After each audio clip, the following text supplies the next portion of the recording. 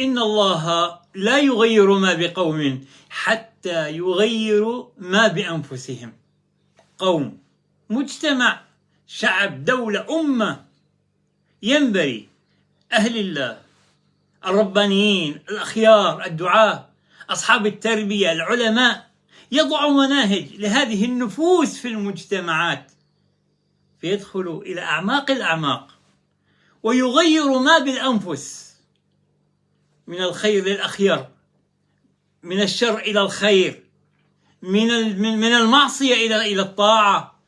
في هذه الحالة المجتمع قابل لأن يتغير. إن الله لا يغير ما بقوم من سوء إلى خير حتى يغيروا ما بأنفسهم، فإن غيروا ما بأنفس الناس يأتي الخير، يأتي النصر، يأتي التثبيت. وعلى القرآن نلتقي وبالقرآن نرتقي.